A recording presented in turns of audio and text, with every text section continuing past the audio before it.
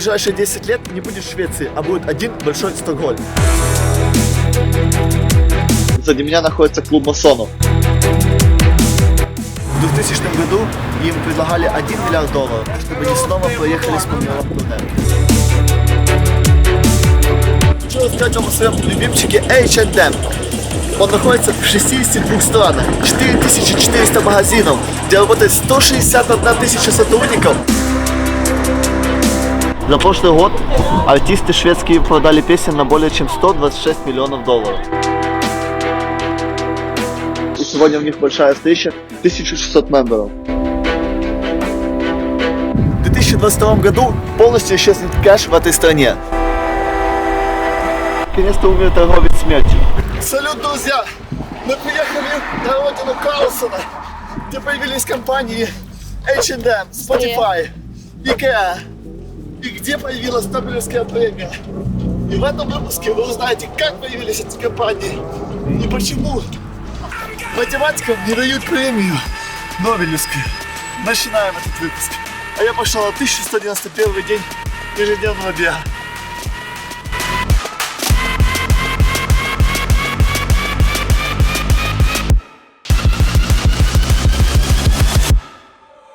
Now what you gonna do? Поедь чуть-чуть быстрее. Быстрее. Красный.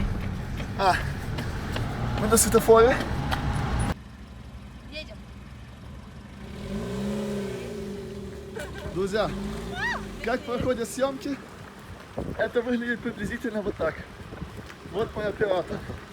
В 2022 году полностью исчезнет кэш в этой стране. Сейчас есть приложение Swish, где у каждому человеку привязывается мобильный телефон, и через мобильный телефон можно сделать любой платеж. Оплатить билеты на автобус, на поезд и так далее.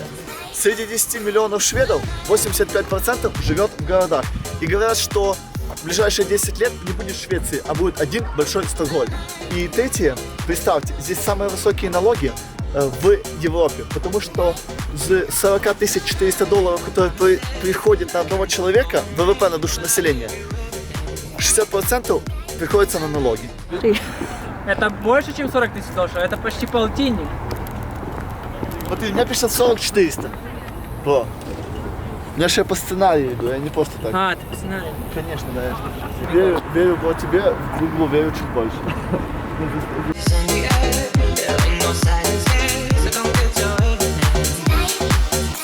Как человек, который занимается бизнес-клубом, первым делом начал искать, какие клубы есть в Швеции. Это здесь очень популярная тема. Сзади меня находится дом дворянского собрания. Это популярнейший клуб. Для того, чтобы попасть сюда, нужно иметь 2 рекомендации членов клуба. Стоимость 15 тысяч крон. И нужно быть дворянином, подтвердить свою родословную. В Швеции многие вещи, большинство заказов, они решаются через клубы. Клубная культура здесь очень развита. Друзья, нахожусь возле очередного клуба, Сельскап называется. В нем состоит 2000 мемберов. Ему 230 лет. И недавно, когда было день рождения клуба, король, который тоже состоит в клубе, всем пожимал руку, всем 2000 людям. И когда одного из членов клуба король спросил, как дела, то человек чуть не упал. И, кстати, этот человек был брат Моего мужа, представляете? Да, это Майя, у нас очень крутая экскурсия. Что вы еще знаете об этом клубе? Его очень все любят посещать, особенно женщина, но он мужской, нас сюда редко пускает. Как обычно, женщины любят все, что недоступно.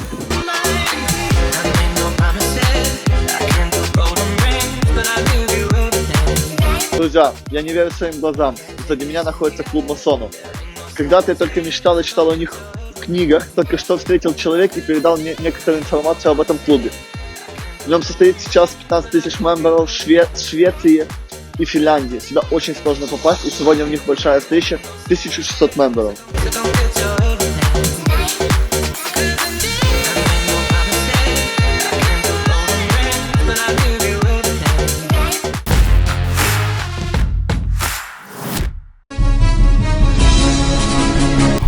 Стокгольма, месте, где каждый год 10 декабря собирается 1400 людей в честь Нобелевской премии.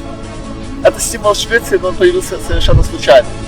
В 1888 году умер брат Альфреда Нобеля, химика и ученого, который изобрел и продавал динамит. В Его все назвали торговцем смертью, и его перепутали с его братом. И когда Альфред Нобель открыл газету, он увидел, что наконец-то умер торговец смертью. Альфред подумал, меня так запомнят, и решил изменить завещание и все свои деньги отдать на благо обществу, дарить тем людям, которые ежегодно находят что-то полезное для общества. Так появилась Нобелевская премия. На то время это было более $1,5 миллиарда. И, единственную сферу он не взял математику. Да по простой причине, потому что его жена, говорят, спала с математикой, поэтому он решил не давать математикам премию. Вот такие-то пироги. А Нобелевскую премию в сфере экономики никто никогда Нобель не учреждал. Это шведский банк решил учредить эту премию и ежегодно теперь выдает.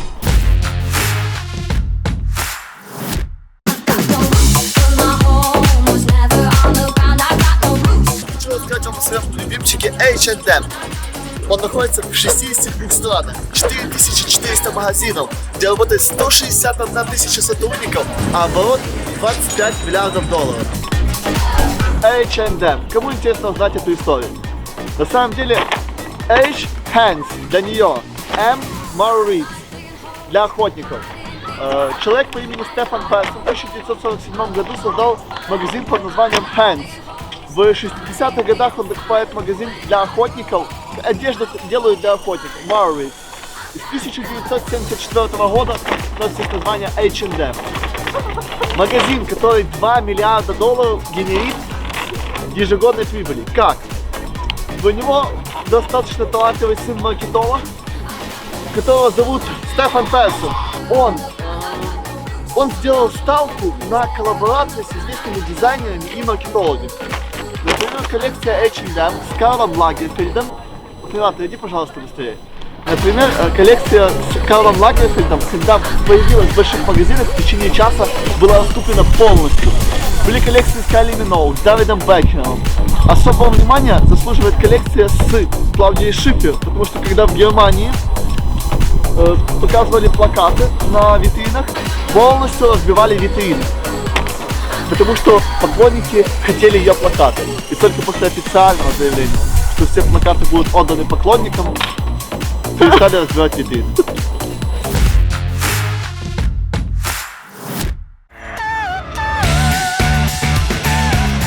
Больше всего музыки после США и Британии в мире производится в Швеции.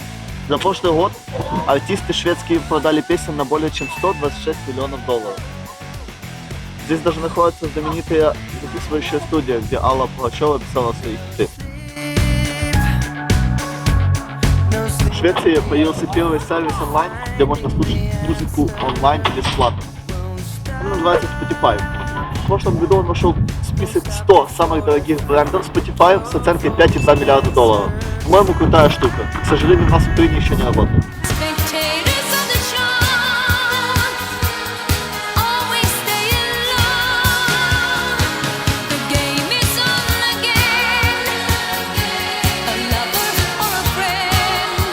Прошу любить и жаловать нового участника группы Абба. В двух словах о предыдущем коллективе. В 1974 году группа Абба завоевала Евровидение.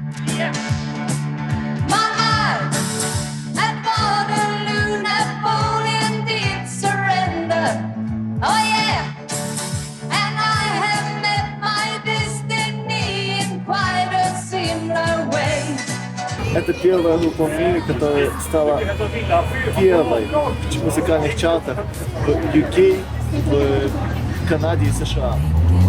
Группа Абба – это, как вы видите, две семейные пары, которые, кстати, подали на развод, когда они были самые-самые популярные. Они распались, к сожалению.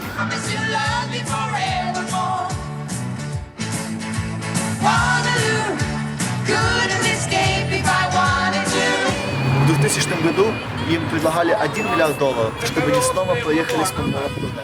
Они отказались. Но недавно, они в 2018 году записали две песни. Кто не знает, то Happy New Year написали эти ребята.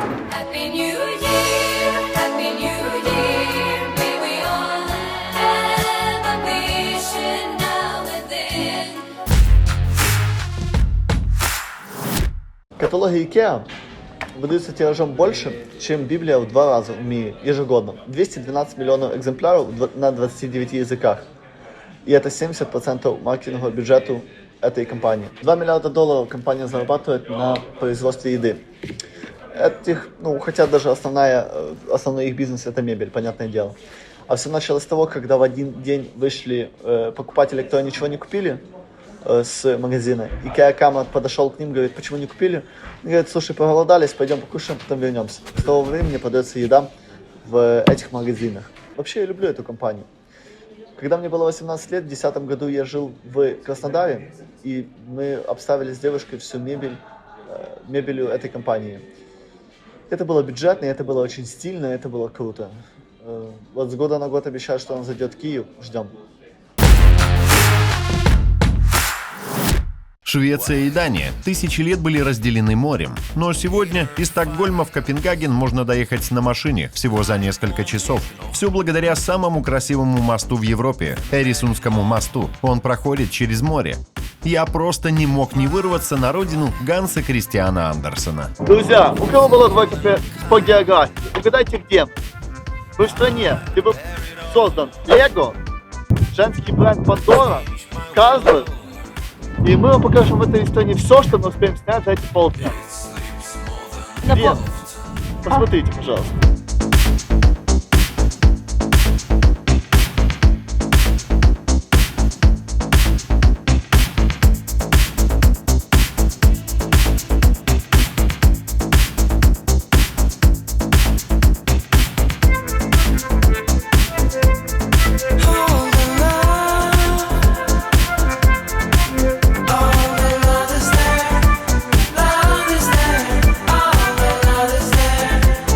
Дания – самый счастливый и безмятежный народ. Уже 4-й год подряд ООН проводит исследования о том, кто самый счастливый народ.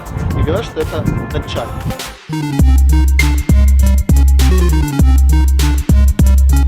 Ежесекундно продается 7 коробок Лего в мире. Более 300 миллионов детей 130 стран стали счастливыми обладателями. В мире создано 4 миллиарда человечек Лего. Представляете себе? Вот все здесь сделано с Лего игрушек. Это датская компания. Гордость этой страны. В 1932 году Оля Кирк создал компанию Лего. На данный момент в ней работает 8 тысяч сотрудников в 37 компаниях в США, Бразилии и Южной Корее. Но большинство заводов по-прежнему находится в Дании. Друзья, за все время существования компании 485 миллиардов деталей сделали. Представляете?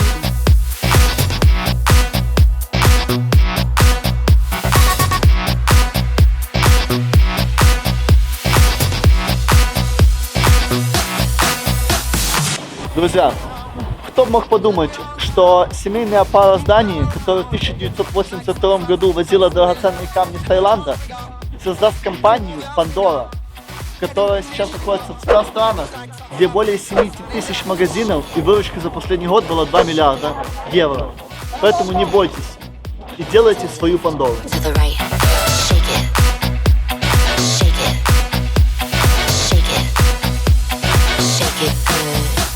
Ну, какой Копенгаген? Мне понравился, откровенно. Как тебе? Извините, что мало сняли, потому что звонки постоянно отвлекали. Продолжается. Ну, что вам скажу, что я понял, что важно ездить с любимой в поездку.